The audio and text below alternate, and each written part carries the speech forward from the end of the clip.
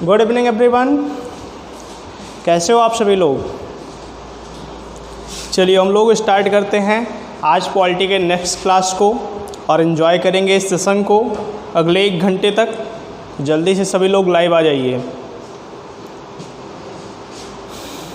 जल्दी से सब लोग लाइव आ जाइए और स्टार्ट किया जाए आज पॉलिटी के नेक्स्ट टॉपिक को। कल की क्लास में मैंने एक क्वेश्चन पूछा था, लेकिन पता नहीं क्यों आप लोग चैट में ही आंसर दे देते हो, कमेंट में कोई आंसर ही नहीं आया। किसी ने भी कमेंट में आंसर नहीं किया। मैं नहीं देख पाया था कल की क्लास को मैं पर्सनली, और मुझे नहीं पता किसने क्या जवाब दिया था। थोड़े वर्क में बिजी था जिस वजह से मैं क्लास कल की नहीं देख पाया था, नहीं तो आप लोगों के साथ मेरा भी रिप्लाई ज़रूर आता। चलिए कोई बात नहीं। कल मैंने एक छोटा सा क्वेश्चन पूछा था आप लोगों से। मैंने क्वेश्चन पूछा था, मैं जवाब एक बार देख लूँगा फिर से किसने क्या दिया था। इसीलिए कहते हैं कि आप लोग कमेंट सेक्शन में अगर आंसर छोड़ोगे तो मैं एनी टाइम किसी भी टाइम 2 दिन बाद, 4 दिन बाद, 10 दिन बाद वहाँ पे देख सकता हूँ, उसका रिप्लाई कर सकता हूँ। लेकिन अब चैट में आपने आंसर दिया था, मैं जाकर उसे सर्च करूँ, ढूंढूँ और उसके बाद भी मैं जवाब नहीं दे सकता। मैं ऑनलाइन होता लाइव होता तो जवाब दे पाता। अब मैं आपका जवाब दे भी नहीं सकता।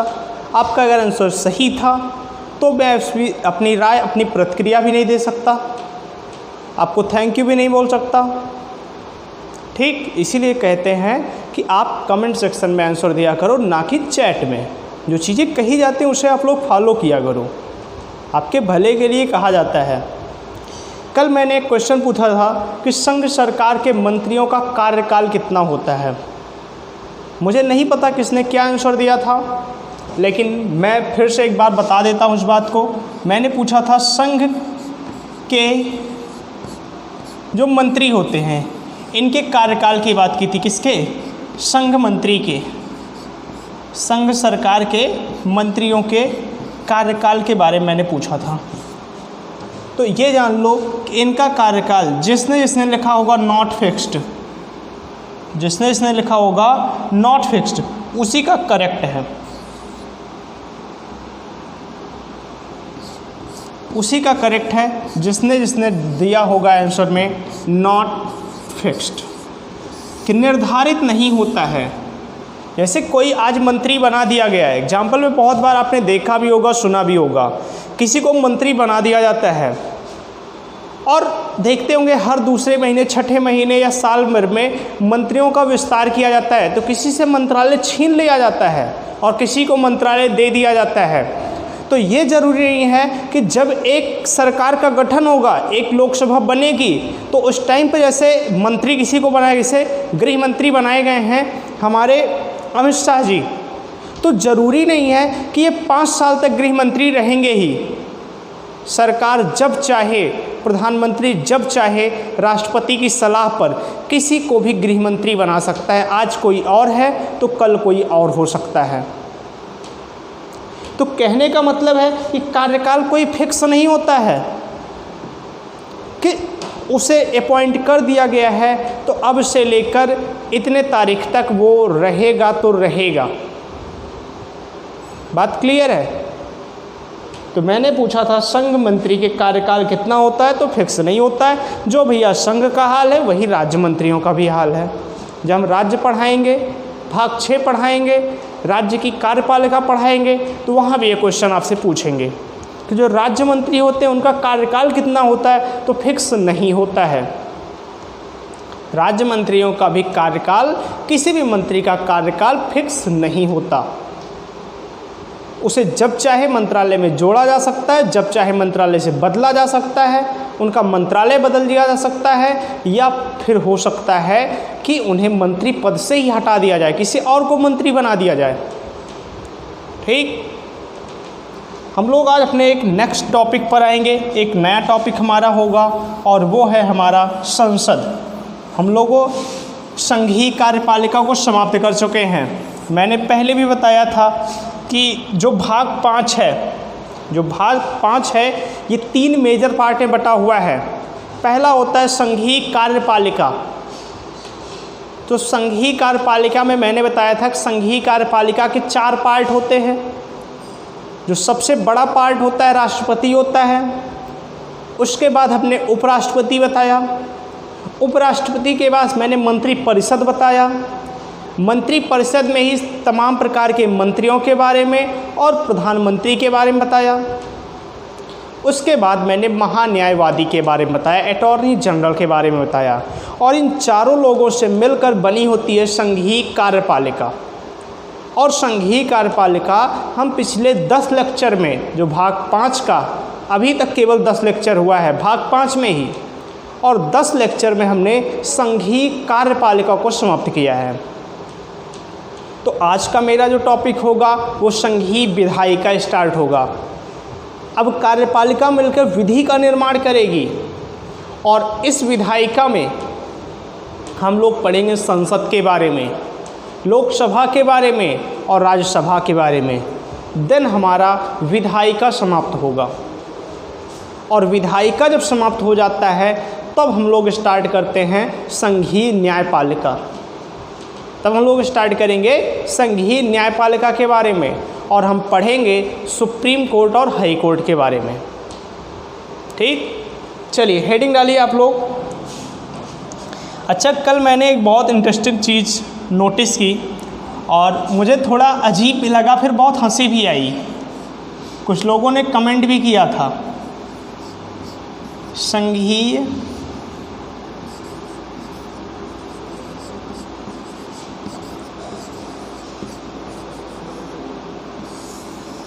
बड़ी मज़ेदार बात हुई कल कि कल मैंने जैसे वीडियो अपलोड किया उसी टाइम एक बंदा है जो वीडियो को डिसलाइक करता है। वो वेट करता है कि कब वीडियो अपलोड हो और मैं डिसलाइक करूं।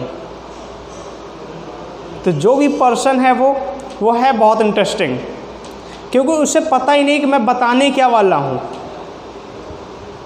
उसे पता ही नहीं कि मैं क्या पढ़ा रहा हूं। बस वो मेरे नाम की वजह से केवल वीडियो को डिसलाइक करता है। तो जैसे शुरू पे डिसलाइक मिल रहा था तो मुझे लगा कि शायद हो सकता है कि मेरे कंटेंट में या मेरे समझाने की जो स्किल है इसमें कोई प्रॉब्लम हो, ये उसे पसंद ना आता हो। लेकिन कल के डिसलाइक से मुझे एक बात समझ में आई, क्लास भैया स्टार्ट भी नहीं हुई है और आप डिसलाइक करते हो। देखिए, डिसलाइक करना बुरी बात नहीं है, डिसलाइक होने भी चाहिए। इंडिया के जो टॉप टीचर हैं, टॉप फैकल्टी है, आप विकास सर को देख सकते हैं, मणिकांत सर को देख सकते हैं, जो हम लोगों के लिए गॉड हैं, हम लोग उन्हें अपना भगवान मानते हैं। उनके वीडियो पर भी डिसलाइक आते हैं, लेकिन डिसलाइक करने का एक तरीका होना चाहिए। और एक बात बताएं कि ये हमारे स्टूडेंट नहीं होते हैं। देखिए, कोई पढ़ने वाला बच्चा वीडियो को डिसलाइक नहीं करता है, ये तो सच्चाई है। कुछ अलग से उसकी विचारधारा होती है, कुछ अलग से उसकी सोच होती है।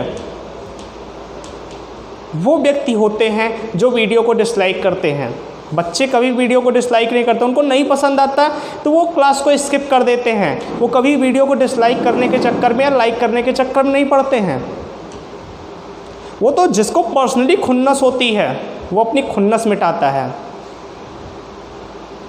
शायद हो सकता है मैं जिसे सोच रहा हूँ वही हो डिसलाइक करने वाला। अच्छी बात है।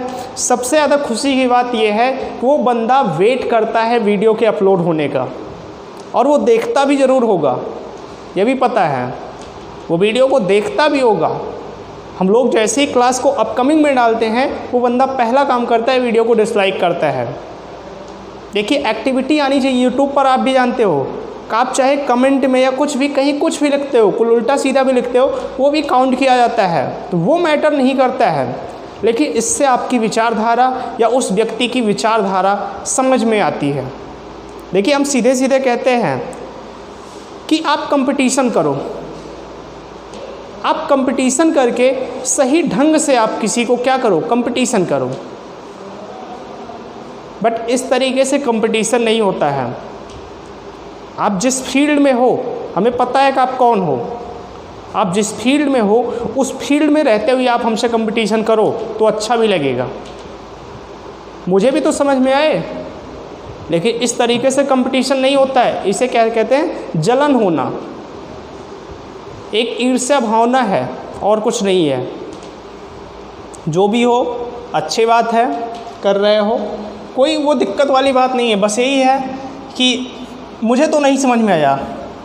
जैसे मैंने कोई टॉपिक पढ़ाया हो, कोई टॉपिक पढ़ाया आपको नहीं समझ में आया, आप डिसलाइक कर सकते हो, सीधे सीधे कमेंट लिख सकते हो कि मुझे ये बातें नहीं समझ में आई, या आपको पढ़ाने का तरीका मुझे नहीं समझ में आया, आप ये सब बोल सकते हो। लेकिन ये क्या बात हुई, वीडियो अपलोड नहीं हुआ और क्लास पता ही नहीं कि उसमें पढ़ाया क्या जाएगा, लेकिन आप क्या किए, वीडियो को डिसलाइक कर दिए। तो चलिए, अपनी अपनी क्रियाकलाप होती है लोगों की। हम लोग आज स्टार्ट करेंगे संघीय विधायिका में संसद के बारे में पढ़ना।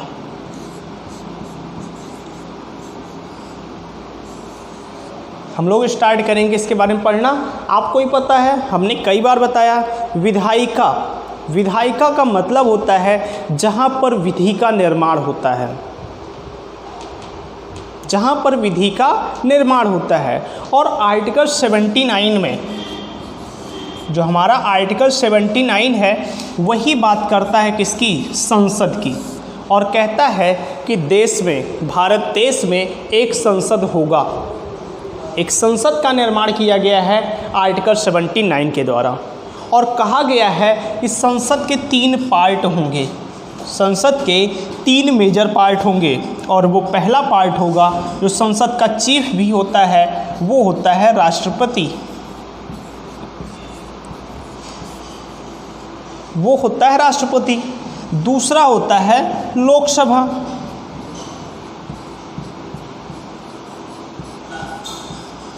और तीसरा होता है राज्यसभा। तीसरा होता है राज्यसभा। तो हमने बताया कि संघीय विधायिका का मतलब होता है संसद, और संसद जो कि हमारे आर्टिकल 79 में लिखा हुआ है, और संसद मिलकर बना है राष्ट्रपति से, लोकसभा से और राज्यसभा से। आप सब जानते हो कि राष्ट्रपति आर्टिकल 52 में कहा गया है।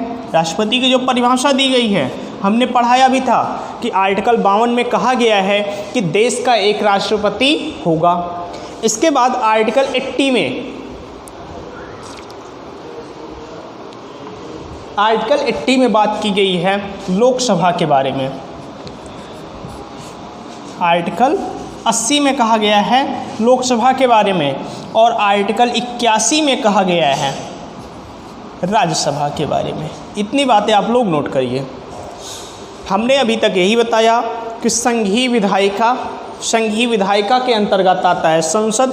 संसद की बात की गई है आर्टिकल 79 में, और कहा गया है कि संसद के 3 मेजर पार्ट होते हैं, जिसमें से सबसे पहला होता है राष्ट्रपति, जो देश का प्रेसिडेंट होता है। और उसकी बात की गई है संविधान के भाग 5 में, जहां से भाग 5 की शुरुआत होती है, और वो आर्टिकल है आर्टिकल 52।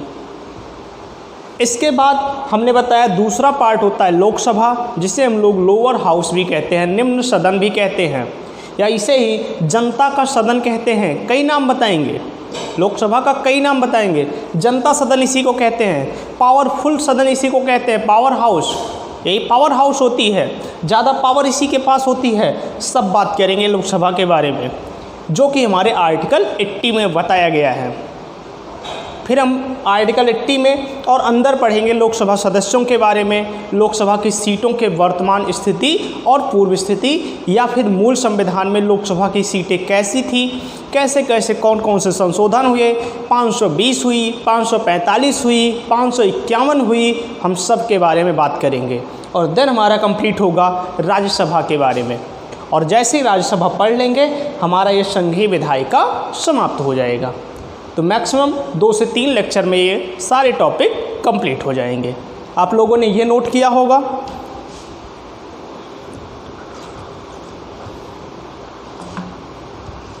देखिए, एक बात ये अगर पूछी गई कि संसद का वर्क क्या होता है, अगर पूछा गया संसद का कार्य क्या होता है, तो आप जान लो कानून का निर्माण करना। अगर आपसे कोई ये पूछता है कानून या विधि का निर्माण करना। देखिए, मैं हर एक छोटी बात शायद सबको पता भी होगा ये, लेकिन मैं कोई भी पॉइंट छोड़ता नहीं हूँ, मेरी एक आदत है। सबको पता होगा संसद में होता क्या है। बहुत बेसिक से बात, आप कहोगे संसद में क्या होता है, तो कहोगे संसद में वही है, प्रधानमंत्री, लोकसभा के जो सदस्य हैं, राज्यसभा के सदस्य, वो बैठते हैं। आपको ये ज़रूर पता होगा कि वहाँ पर विधि का निर्माण होता है, कानून का निर्माण किया जाता है, ठीक। लेकिन मैंने उसी बात को एक बार फिर से आपको दोहरा दिया। देखिए, ऐसा कुछ नहीं है जो आपको पता ना हो पहले से, ऐसा कुछ है भी नहीं।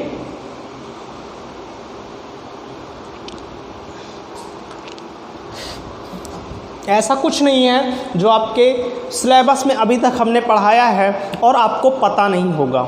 सारी बातें बुक्स में लिखी हुई हैं, बहुत बेटर टीचर हैं जिन्होंने इन चीज़ों को पढ़ाया हुआ है। मैं भी एक छोटी सी कोशिश कर रहा हूँ कि आपको अपनी भाषा में, एक सिंपल लैंग्वेज में चीज़ों को बता सकूँ और चीज़ों को समझा सकूँ। बस एक छोटी सी कोशिश है, ये नहीं है कि मैं कोई बहुत बड़ा सा टीचर हूँ, ठीक। ये पॉइंट हुआ संघीय विधायिका का, इसे हम लोग इरेज करते हैं। हम लोग इसे इरेज करेंगे और हेडिंग डालिएगा लोकसभा। हेडिंग डालिए आप लोग लोकसभा। चलिए, अगर इसे हम लोग ऊपर कर दें,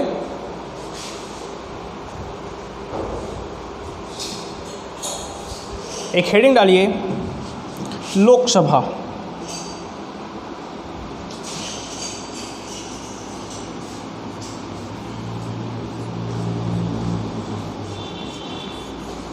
लोकसभा, इसी को हम लोग कहते हैं निम्न सदन। इसी को हम लोग कहते हैं निम्न सदन। इसी को हम लोग कहते हैं जनता सदन, पब्लिक हाउस, जनता सदन, ठीक। कई नाम हैं, और इसी को कहते हैं पावर हाउस, पावर सदन,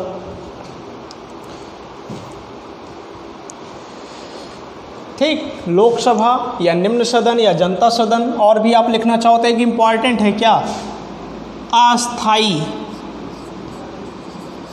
अस्थाई सदन।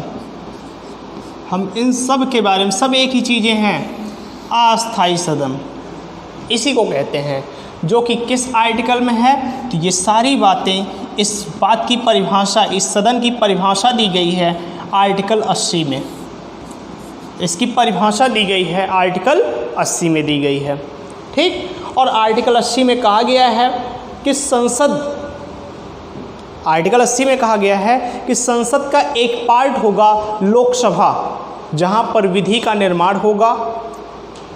लोकसभा को ही निम्न हाउस कहते हैं, लोअर हाउस कहते हैं, निम्न सदन कहते हैं। उसी को पावर हाउस भी कहते हैं, क्योंकि सबसे ज़्यादा शक्ति इसी सदन के पास होती है। इसे जनता का सदन कहते हैं। अब आपके दिमाग में आएगा जनता सदन क्यों कहते हैं। मैंने कहा पब्लिक हाउस, पावर हाउस की बात की, और पब्लिक हाउस, पब्लिक का हाउस का मतलब हो जनता का सदन। क्यों कहते हैं, रीजन है क्योंकि जनता सदन का मतलब है कि इस सदन में जो व्यक्ति होंगे वो जनता द्वारा चुने गए होंगे। और आपको ही पता है कि लोकसभा में बैठने वाले जो सदस्य होते हैं उन्हें ही सांसद कहा जाता है। और सांसद का चुनाव हम भारत के प्रत्येक व्यक्ति, प्रत्येक नागरिक, लोकसभा के जो सदस्य होते हैं, सांसद होते हैं, उनका चुनाव सीधे सीधे भारत की जनता करती है। हमारे जनता के प्रतिनिधि जाते हैं उसमें, इसीलिए इस सदन को जनता सदन भी कहा जाता है। अब एक बात हमने बताई, अस्थाई सदन। तो मैंने इस बात को पहले ही बताया था कि अस्थाई सदन इसे क्यों कहते हैं। अगर एक क्वेश्चन जवाब आता है कि अस्थाई सदन क्यों कहते हैं इसे, तो मैंने एक बात बताई थी आपको। मैंने बताया था आर्टिकल 85, मैंने बताया था आर्टिकल 85, और कहा था आर्टिकल 85 के तहत कि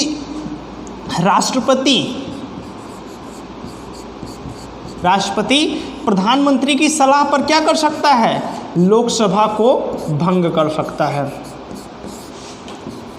लोकसभा को भंग कर सकता है।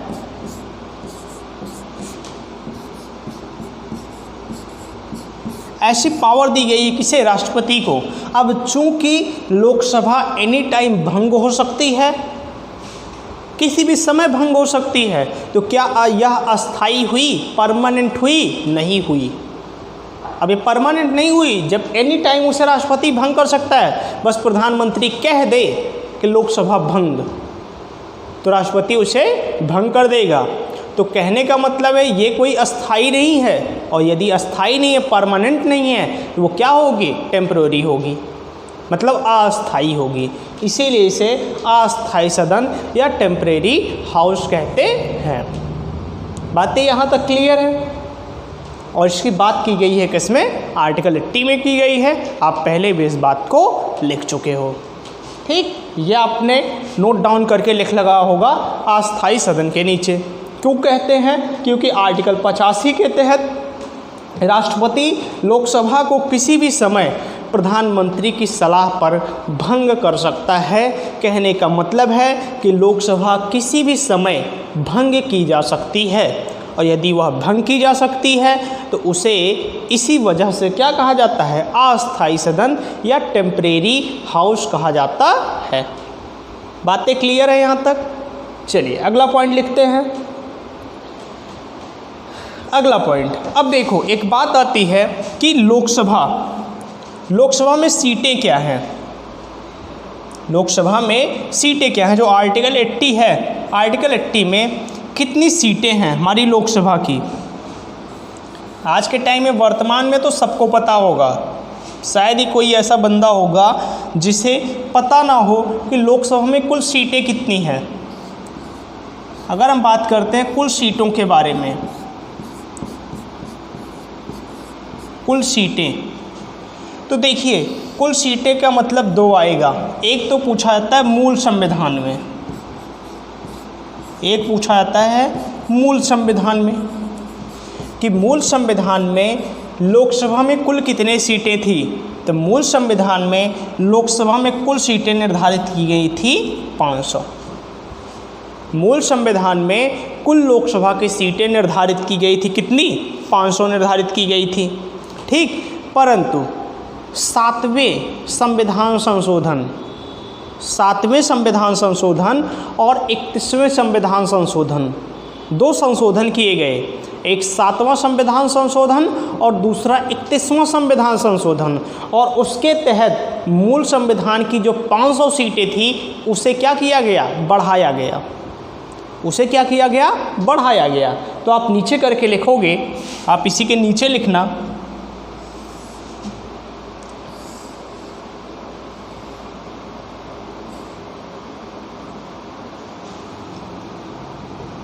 आप इसके नीचे लिखिएगा।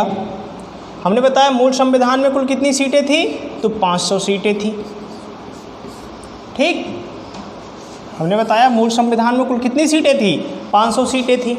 और फिर आप इसी के नीचे लिखिएगा 7th CAA द्वारा, जब 7वें संविधान संशोधन द्वारा लोकसभा की सीटें 520 निर्धारित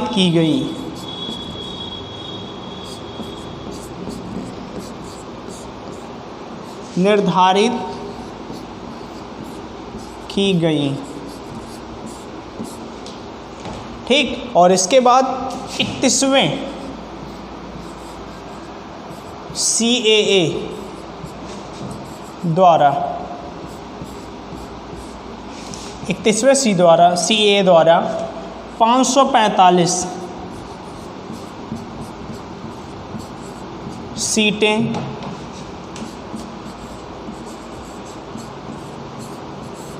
निर्धारित की गई। ऐसा किया गया कब? 31वें संविधान संशोधन द्वारा। आप यहाँ तक चीज़ों को नोट करिए, कोई भी डाउट हो तो बताइए, मैं फिर से एक बार बातों को बताने का प्रयास करूँगा। हमने ये बताया कि लोकसभा में कुल सीटें कितनी हैं, इसी की बात कर रहे हैं। तो कुल सीटों में मैंने बताया कि पहली बात आती है मूल संविधान में, कि जो हमारा बेसिक संविधान था जब 1950 में लागू हुआ था तो उस टाइम कुल लोकसभा की सीटें निर्धारित की गई 500, लेकिन उसके बाद 7वें संविधान संशोधन द्वारा सीटों की संख्या बढ़ाकर कर दी गई कितनी, तो कर दी गई 520 सीटें। और इसके बाद 31वें संविधान संशोधन द्वारा लोकसभा की सीटें पुनः बढ़ाई गई और वो बना दी गई 545। यहाँ तक बातें क्लियर हैं। अब लिखिएगा वर्तमान संविधान में। अब अगला पॉइंट लिखिए वर्तमान संविधान में। ये हमने बात की है मूल संविधान के बारे में। ये हमने किसके बारे में बात की है, अभी तक हमने बात की मूल संविधान के बारे में। अब अगली हेडिंग डालिए वर्तमान संविधान में लोकसभा की सीटें। वर्तमान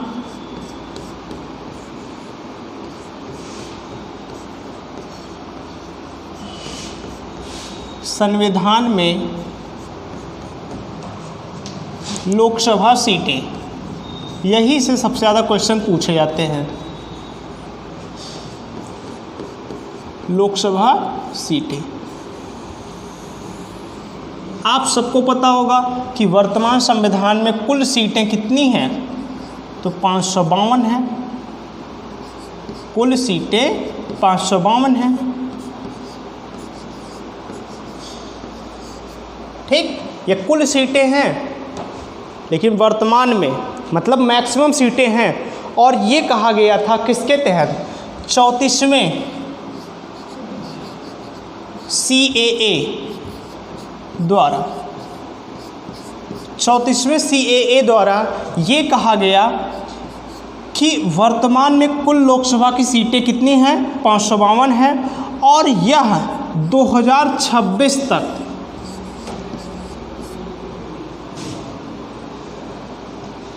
यह कहा गया कि 2026 तक लोकसभा की सीटें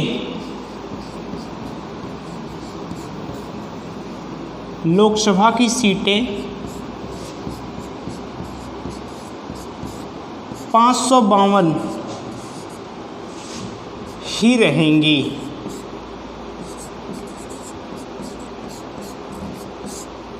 इस बात को नोट करके लिखिएगा, हेडिंग डाल लीजिएगा नोट करके, विशेष करके ये पूछा जाता है।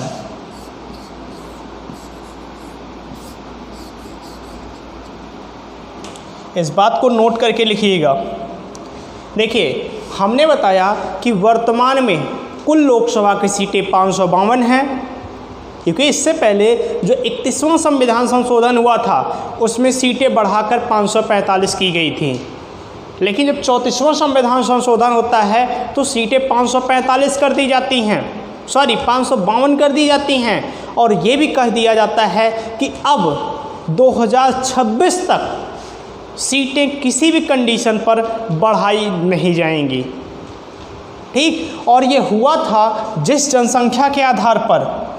ठीक, तो आप इस बात को लिख लीजिएगा, सीटें ही रहेंगी। और ये सीटें निर्धारित की गई थी 1971 की जनगणना के आधार पर। देखिए आपको ये तो पता ही होगा कि जो लोकसभा और विधानसभा की सीटें होती हैं या कोई भी सीट होती है, ग्राम पंचायत की भी सीट होती है, तो उसकी एक क्राइटेरिया होता है। क्राइटेरिया रखा जाता है जनता का कि कितने व्यक्ति पर एक लोकसभा की सीट होगी। तो जब 1971 की जनगणना हुई थी तो 1971 की जनगणना के आधार पर निर्धारित की गई कि सीटें 552 ही रहेंगी और इसे 2026 तक चेंज नहीं किया जाएगा। और जब 2021 की जनगणना आएगी, 2011 वाली नहीं, 2021 की जो जनगणना आएगी, यदि उसमें लगता है कि अब सीटें बढ़ाई जानी हैं, जनता अगर पब्लिक बढ़ गई है, लोकसभा की सीटों की ज़रूरत और लग रही है, तो 2026 के बाद 2021 वाली जनगणना के आधार पर 2026 के बाद लोकसभा की सीटों को बढ़ाने की बात सोची जाएगी ज़रूरत के हिसाब से। ये नहीं है कि 2026 के बाद अपने आप 552 से 565 और 570 कर दिए, नहीं। यदि लगेगा कि हाँ ज़रूरत है, और ज़रूरत किस जनगणना के आधार पर निकाली जाएगी, तो 2021 वाली। ये चीज़ें कॉमन बातें हैं, इस बात को समझ लेना कि 2021 में जो जनगणना आएगी, जनगणना की रिपोर्ट आएगी, उस आधार पर 2021 में तो जनगणना होगी। 2020 से लेके 2000 ये कोरोना चल गया, नहीं तो जनगणना तो स्टार्ट ही हो चुकी थी। 2021 में जनगणना चलती और फाइनल रिजल्ट 2022 में आता। तो जो रिजल्ट 2022 में आपको मिलता, उसी के आधार पर ये देखा जाता क्या 2026 के बाद लोकसभा की सीटें बढ़ाने का मतलब है या नहीं है, बढ़ाई जाए या न बढ़ाई जाए, ये सोचा जाता 2026 के बाद। लेकिन ये कह दिया गया कि भैया 2026 तक कुल सीटें कितनी होंगी, तो कुल सीटें होंगी 552। यहाँ तक बातें क्लियर हैं? क्लियर हो तो यस लिखिएगा और आगे चलते हैं हम लोग। आप लोग नोट्स अच्छे से बनाते रहो, नोट्स आप बेटर बनाओ, बहुत अच्छा बनाओ नोट्स। यही नोट्स से आपका काम आता है, आपका अपना नोट्स। और जिसे लगता हो कि वह नोट्स बेस्ट बना रहा हो, उसका नोट्स अच्छा है, अगर उसकी इच्छा हो तो वो नोट्स मुझे भी दे सकता है। लेकिन यदि उसकी इच्छा हो तभी, जिसे लगता हो कि मेरा नोट्स बहुत अच्छा बना हुआ है, ठीक, तो वो चाहे तो मुझे वो नोट्स दे सकता है, कुछ वर्क करेंगे उस पर, ठीक, लेकिन आपकी जानकारी में करेंगे। नोट्स आपका होगा तो आपको जानने का पूरा हक है, लेकिन जिसे सही लगे वही करेगा, ठीक। कोई दबाव नहीं है आपके ऊपर कि आप नोट्स अपना हमें दो, लेकिन जिसे लगता हो कि उसका नोट्स बेस्ट है तो वो अपना नोट्स हमसे शेयर कर सकता है।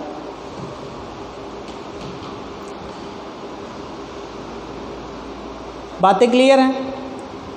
अब देखो, ये जो 552 सीटें हैं, ये अधिकतम सीट है। ये लोकसभा की प्रेजेंट टाइम में क्या हैं? अधिकतम सीटें हैं। अगर हम बात करें कि लोकसभा में वर्तमान में अधिकतम सीटें कितनी हैं, तो 552 है। हमने कहा किसके आधार पर? तो 34वें संविधान संशोधन के आधार पर अधिकतम लोकसभा सीटें।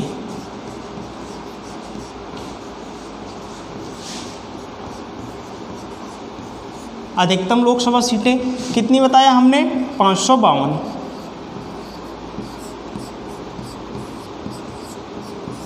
ठीक, अब देखो 552 सीटों को तोड़ते हैं हम लोग 3 भागों में। तो देखो 552 में 530 सीटें कहीं यही हैं, मैक्सिमम कहाँ से आएंगी? तो ये आएंगी राज्यों से आएंगी। 530 सीटें कहाँ से आएंगी? तो राज्यों से आएंगी। 20 सीटें आएंगी कहाँ से? यूटीज से, मतलब केंद्र शासित प्रदेश से। 530 सीटें आएंगी स्टेट से, ठीक, और 20 सीटें आएंगी यूटी मतलब केंद्र शासित प्रदेशों से, और 2 सीटें आएंगी कहाँ से? एंग्लो इंडियन से।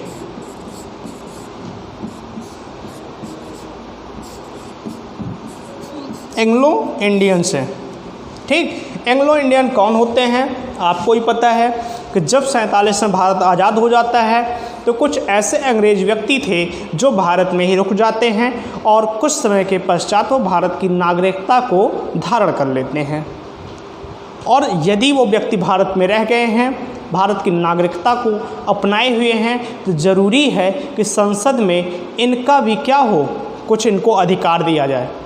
तो भारतीय संविधान में जो संसद में लोकसभा है उसमें इनको अधिकार दिया गया है, राज्यों की विधानसभा में भी अधिकार दिया गया है, और कहा गया है कि जितनी लोकसभा सीटें होंगी उसमें मैक्सिमम 2 सीटें, मैक्सिमम या मिनिमम भी कह सकते हो कि 2 सीटें एंग्लो इंडियन की होनी चाहिए। और आपको ही पता है कि ये जो 2 सीटें होती हैं एंग्लो इंडियन की, इसका राष्ट्रपति क्या करता है? प्रेसिडेंट। प्रेसिडेंट इन्हें क्या करता है, मनोनीत करता है, मनोनयन करता है। किस आर्टिकल के तहत, तो वो आर्टिकल है आर्टिकल 330। किसके तहत करता है, तो आर्टिकल 330 के तहत। मैंने ये पहले आपको बताया हुआ था। किसके द्वारा करता है, 330 है, 331 है। 330 तो होगा, रिजर्वेशन से संबंधित होगा। 331 लिखिएगा। 330 किससे है, रिजर्वेशन से है। अरे कौन सा रिजर्वेशन, लोकसभा में SC ST की सीटों का रिजर्वेशन, जो 15% और 7.5% है, उसकी रिजर्वेशन की बात कही गई है 330 में। तो यहाँ तक बातें क्लियर है। अधिकतम लोकसभा की सीटें 552 हो सकती हैं। 552 में 530 सीटें राज्य से आएंगी, राज्यों से आएंगी, जो देश के विभिन्न स्टेट हैं उनसे आएंगी। 20 सीटें आएंगी देश के केंद्र शासित प्रदेशों से। और प्रेसिडेंट 2 सीटों पर एंग्लो इंडियन को क्या करता है, मनोनीत करता है। किस आर्टिकल के तहत, तो आर्टिकल 331 के तहत। यह चीज़ मैं पहले भी लिखा चुका हूँ जब पढ़ाया था राष्ट्रपति की शक्तियाँ। जब मैंने पढ़ाया था राष्ट्रपति की शक्तियाँ, तो वहाँ पर भी इस बातों को बताया था, राष्ट्रपति की शक्तियाँ तथा कार्य बताया था कि राष्ट्रपति 2 सदस्यों को लोकसभा में मनोनीत करता है। और इसके साथ ही बताए थे कि राज्यसभा में भी 12 सदस्यों को राष्ट्रपति क्या करता है, मनोनीत करता है। मैं इन सब के बारे में ऑलरेडी बता चुका हूँ, इसीलिए यहाँ पर चीज़ें आसान हो जाती हैं, थोड़ा जल्दी होती हैं। ये तो हो गई अधिकतम लोकसभा की सीटें। लेकिन 2019 के चुनाव में जो वर्तमान स्थिति है, ये तो अधिकतम की बात हो गई, 552 होंगी। लेकिन अभी जो वर्तमान की सीटें हैं वो टोटल कितनी हैं, आप सबको पता होगा कि वो टोटल सीटें हैं 545। चलिए हम लोग 545 का एक बार तोड़ते हैं। वर्तमान लोकसभा सीट कितनी है, तो आप सबको पता होगा कि टोटल सीटें हैं कितनी, 545 हैं। अब 545 को ब्रेक करिए, 530 सीटें डालिए किसमें, राज्यों के पास।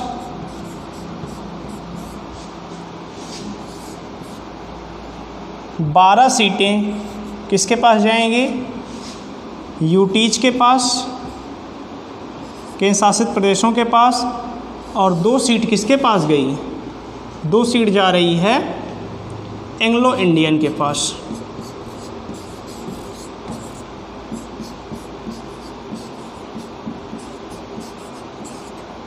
इसे नोट करिए।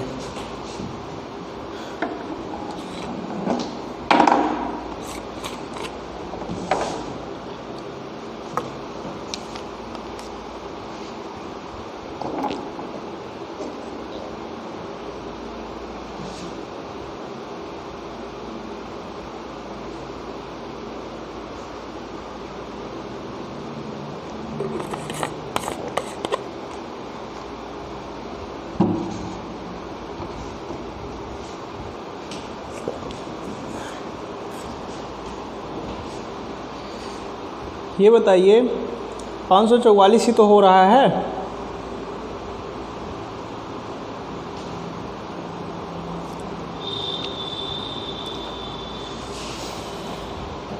क्यों, अरे 2 2 4, 3 1 4, 1 मिनट, यहाँ यूटीज को 1 सीट बढ़ा दो, क्योंकि यूटीज में ही सीटें बढ़ेंगी।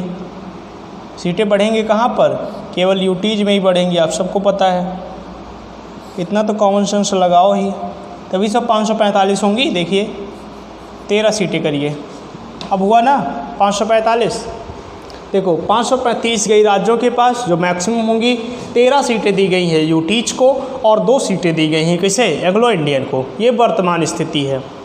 अगर आपसे अब क्वेश्चन पूछा जाता है कि सर्वाधिक लोकसभा की सीटें कहाँ पर हैं, सर्वाधिक लोकसभा की सीटें कहाँ पर हैं, तो वैसे आप फर्स्ट पोजीशन तो आप सब जानते होंगे, कोई डाउट नहीं है, आप सबको पता है कि जो मैक्सिमम सीटें हैं वो कहाँ पर है। चलिए पहले का नाम बताइए। हम 3 राज्यों का नाम पूछेंगे, हम मैक्सिमम ही नहीं, हम 3 राज्यों का नाम पूछते हैं आपसे। बताइए, कोई बताएगा? पहले का नाम तो सबको पता होगा, पहला नाम है यूपी का, और यूपी में है 80 सीटें। यूपी में है 80 सीटें, अपना उत्तर प्रदेश।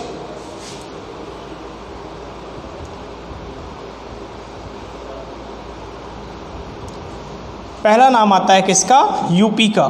दूसरा नाम किसका आता है? तो दूसरा नाम आता है महाराष्ट्र का। महाराष्ट्र में है सबसे ज़्यादा लोकसभा सीटें, सेकंड पोजीशन पे, और वहाँ पर है 48 सीटें, 48 सीट। और तीसरा नंबर आता है वेस्ट बंगाल का, पश्चिम बंगाल का, और पश्चिम बंगाल में है, बंगाल की स्पेलिंग गलत हुई,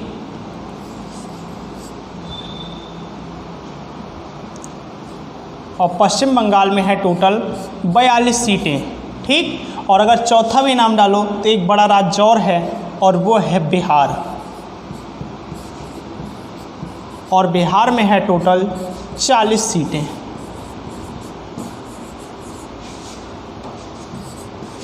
आपको वैसे मैक्सिमम ही याद करना है, बट हमने बता दिया, हम लोगों को याद है। मुझे एक चीज़ रहता है, जो चीज़ में मुझे मालूम रहता है, हम चाहते हैं कि आपको ज़्यादा से ज़्यादा कंटेंट मिले, ताकि आपको कहीं और जाने की ज़रूरत ना पड़े। ज़्यादा से ज़्यादा कंटेंट देने की कोशिश करते हैं, और यहीं पर छोड़ दिया जाता है। बाकी आपने लेक्चर बहुत लिए होंगे, बहुत आपने क्लासेस पढ़ी होंगी, और मैक्सिमम सीटें लोकसभा की पूछी भी जाती हैं। सही बात है, मैक्सिमम सीट ही पूछी भी जाती है।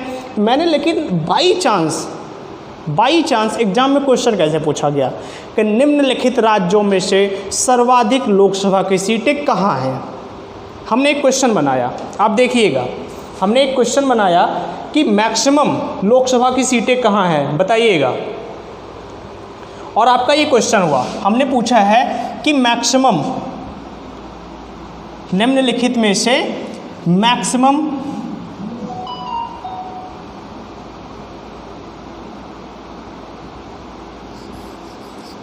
मैक्सिमम लोकसभा सीट, आपको ऑप्शन दे रहे हैं।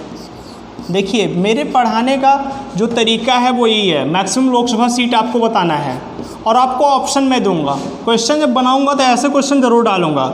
ऑप्शन दे रहा हूँ, महाराष्ट्र, दूसरा पश्चिम बंगाल,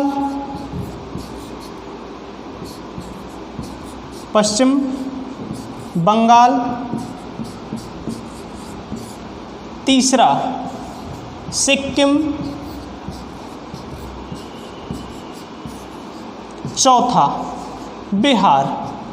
तब आप सोचो अब आप क्या करोगे, क्योंकि आपके दिमाग में तो बस भैया एक ही चीज़ था कि मैक्सिमम लोकसभा की सीटें तो उत्तर प्रदेश में है, तो आंसर क्या होगा? उत्तर प्रदेश होगा। लेकिन लो भैया, हमने उत्तर प्रदेश को ऑप्शन में डाला ही नहीं है। एग्जामिनर आपसे भी ज़्यादा चालाक है, क्योंकि आप नंबर 1 पढ़कर बैठे थे। आपके नंबर 2 के बारे में, नंबर 3 के बारे में, नंबर 4 के बारे में कोई जानकारी ही नहीं थी। यदि मैं एग्जामिनर होता तो एक क्वेश्चन ज़रूर डालता। अब पहला ही नहीं पूछा जाता है, अब दूसरा पूछा जाता है, तीसरा पूछा जाता है, चौथा पूछा जाता है। तो एग्जामिनर की मेंटलिटी को समझो। और यदि ऐसा क्वेश्चन आ गया तो आप क्या करोगे? आपके दिमाग में एक ही बात आएगी, हमें पता है। अगर आप नॉर्मली सोचोगे, कोई ऐसे बंदों को दिखाओ जो अभी हमने 1 मिनट पहले बताया वही ना पता हो, तो आप सब जानते हो, आप एक ही आंसर दोगे इसमें, हमें पता है। मैं भी शायद अगर जिसे जानकारी ना होता, मैं भी क्या कहता? बिहार मारता। क्योंकि आप सबको पता है, कहा भी जाता है कि जिसकी सीट जो यूपी और बिहार ले गया उसकी सरकार बन जाएगी। आपके दिमाग में पहला क्वेश्चन नहीं आता है, सब लोग यही कहते हैं बेसिक रूप से।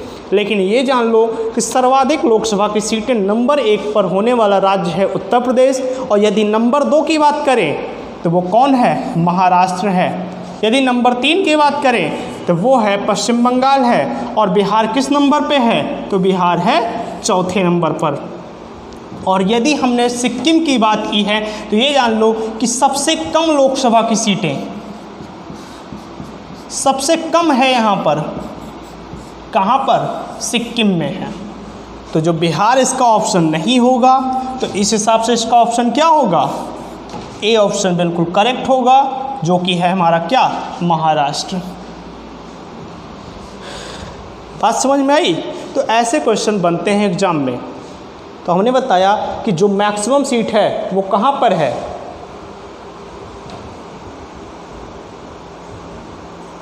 मैक्सिमम सीट कहाँ पर है?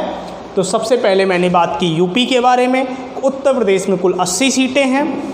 उसके बाद बताया महाराष्ट्र के बारे में, तो महाराष्ट्र में बताया 48 सीटें हैं। उसके बाद बात की वेस्ट बंगाल में, वेस्ट बंगाल में मैक्सिमम सीटें कितनी हैं? 42 सीटें हैं। और मैंने चौथे नंबर पे भी लिख दिया अपने बिहार के बारे में, जहाँ पर सीटें कितनी हैं? 40 सीटें हैं। ठीक, इसके बाद यदि हम मिनिमम सीटों की बात करें, ये भी पूछा जाता है कि मिनिमम सीटें कहाँ पर हैं, सबसे कम सीटें लोकसभा की कहाँ हैं। ये तो हम मैक्स की बात किए हैं अभी तक, ये हम बात किसकी कर रहे हैं? मैक्स सीटों की बात हमने ये लिखा है मैक्सिमम सीटों के बारे में। ठीक, अब हम यहीं पर लिख देते हैं मिनिमम सीटों के बारे में। तो मिनिमम सीट के लिए आप 3 राज्यों का नाम जानोगे। सबसे पहला सिक्किम का नाम, दूसरा आप नाम जानोगे नागालैंड का, और तीसरा नाम जानोगे आप मिजोरम का। ये सारी चीज़ें एग्जाम में पूछी जाती हैं, और इन तीनों जगहों पर, इन तीनों राज्यों में लोकसभा की जो सीटें हैं वो सीटें हैं एक एक सीट सभी में है। ये मत सोचना कि तीनों को मिलाकर एक सीट है। तो मैंने ये बताया है कि जो देश की लोकसभा में सबसे कम सीटें जिन राज्यों में हैं वो राज्य 3 हैं। एक है सिक्किम, दूसरा है नागालैंड, तीसरा है मिजोरम। और इन तीनों राज्यों में लोकसभा की सीटें मात्र एक हैं। एक सिक्किम में है, तो एक नागालैंड में है, और एक ही मिजोरम में है। ये बात की हमने लोकसभा की सीटों के बारे में, जो किससे संबंधित है? राज्यों से संबंधित है। और यदि हम यूटीज की बात करें, यदि हम बात करें किसकी? यूटीज की बात करें, हमारे यूनियन टेरिटरीज की बात करें, तो अगर यूनियन टेरिटरीज में सबसे मैक्सिमम सीटें पूछी गई, तो वो है हमारा क्या? दिल्ली है। और दिल्ली में कुल सीटें हैं 7। दिल्ली में कुल सीटें कितनी हैं? 7 सीटें हैं।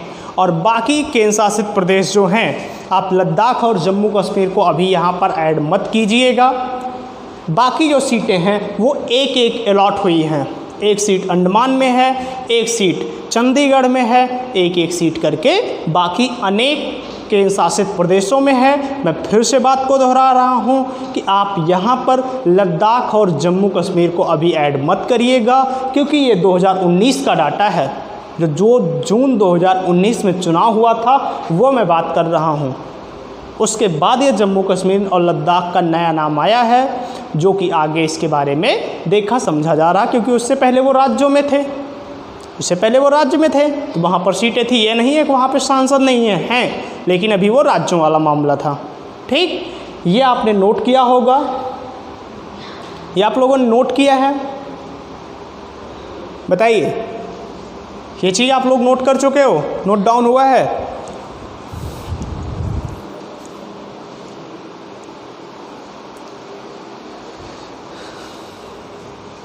चीज़ों को बेटर तरीके से, जितनी आसानी से हो सके आप चीज़ों को समझिए और बताइए। ठीक, अगला पॉइंट लिखिएगा। हम लोग चलते हैं अगले पॉइंट पर, और हेडिंग डालिए लोकसभा में आरक्षण। हेडिंग डालिए लोकसभा में आरक्षण। लोकसभा में रिजर्वेशन दिया गया है, लोकसभा में के नहीं।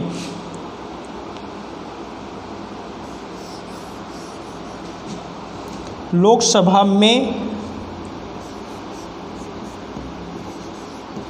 आरक्षण।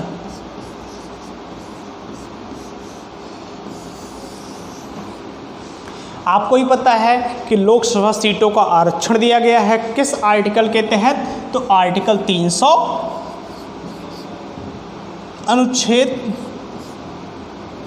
330 के तहत।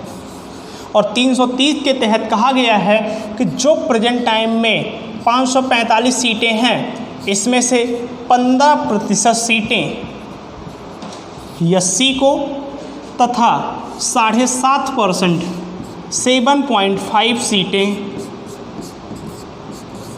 7.5% सीटें, क्या लिखोगे, परसेंट,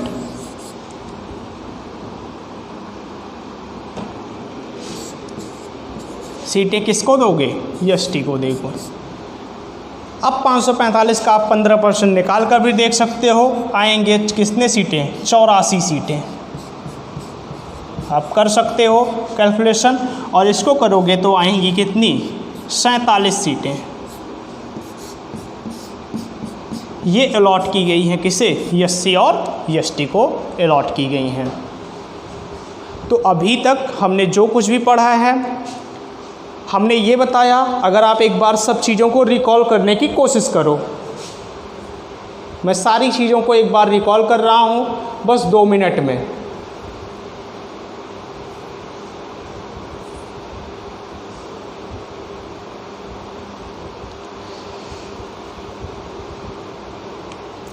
देखिए, आज हमने जो स्टार्ट किया था टॉपिक, वो था हमारा संघीय विधायिका।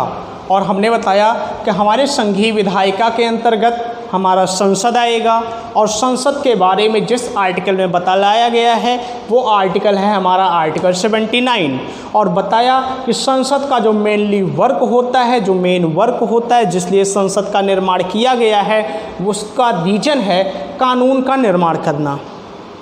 और संसद के 3 मेजर पार्ट बताए गए हैं, जिसमें से पहला है राष्ट्रपति, जो आर्टिकल 52 में बतलाया गया है, दूसरा है लोकसभा, जो आर्टिकल 80 में कहा गया है, और तीसरा है राज्यसभा, जो आर्टिकल 81 में कहा गया है।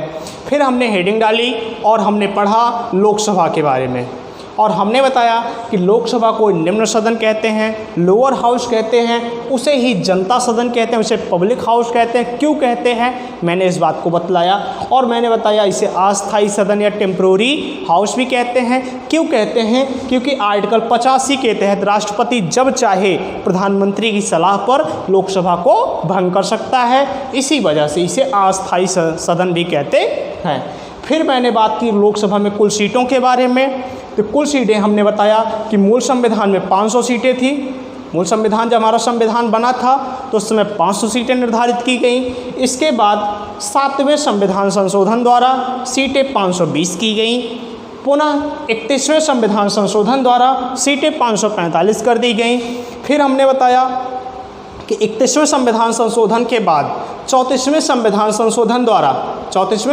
संशोधन द्वारा ये कहा गया कि अब 2026 तक 1971 की जनगणना के आधार पर कुल सीटें 552 निर्धारित की जा सकती हैं। ये मैक्सिमम सीटें हैं। ये सीटें कितनी होंगी, मैक्सिमम, कि 2026 तक अब इनसे ज़्यादा सीटें नहीं हो सकती हैं, ऐसा 34वें संविधान संशोधन द्वारा कह दिया गया। इसके बाद हमने बताया कि जो 552 सीटें हैं उसको हमने क्या किया, डिस्ट्रीब्यूट किया, हमने उसे बांट दिया। 552 को बांटा मैंने, 530 दे दिया राज्यों को, ठीक, और 20 दे दिया यूटीज को, और 2 हमने बताया एंग्लो इंडियन होंगे, जिसे राष्ट्रपति क्या करता है, नॉमिनेट करता है, मनोनयन करता है। और बताया किस आर्टिकल के तहत करता है, तो आर्टिकल हमने बताया 331 के तहत करता है। फिर आगे चलेंगे हम लोग और बात करेंगे कि वर्तमान में लोकसभा सीटों की स्थिति क्या है, जो आज के टाइम पे 545 हैं।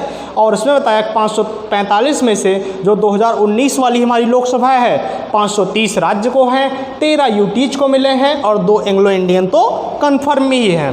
530 में ही मैंने बताया कि मैक्सिमम सीटों की अगर बात करें लोकसभा में, राज्यों में, तो यूपी है नंबर 1 पे 80 सीटों के साथ, दूसरे नंबर पे महाराष्ट्र है 48 सीटों के साथ, तीसरे पे वेस्ट बंगाल 42 सीटों के साथ, और चौथे पे बिहार है 40 सीटों के साथ। यदि हम मिनिमम की बात करें तो सिक्किम, नागालैंड और मिजोरम ये 3 ऐसे भारत के छोटे छोटे राज्य हैं, पूर्वोत्तर राज्य हैं, जहां पर लोकसभा की सीटें एक एक रखी गई हैं। और यदि हम यूटीज की बात करें, हम अपने केंद्र शासित प्रदेशों की बात करें, तो वहां पर हमने बताया कि सर्वाधिक सीटें रखी गई हैं दिल्ली के पास और कुल सीटें हैं 7। उसके अलावा बाकी जो सीटें बचती हैं वो और केंद्र शासित प्रदेशों को अलॉट की गई हैं। और नोट करके मैंने एक पॉइंट और बताया कि इसमें आप जम्मू कश्मीर और लद्दाख को अभी ऐड मत करिएगा, क्योंकि 2019 के चुनाव में, उस चुनाव के दौरान वो एक राज्य थे, स्टेट थे। इसके बाद ये बातें कंप्लीट हुई और मैंने फिर बताया लोकसभा में आरक्षण के बारे में, और ये बतलाया कि अनुच्छेद 530 में कहा गया है कि जो वर्तमान में 545 लोकसभा की सीटें हैं, इसमें 15% सीटें रखी गई हैं किसके लिए? एससी के लिए, जो हमारी शेड्यूल कास्ट है, अनुसूचित जाति है।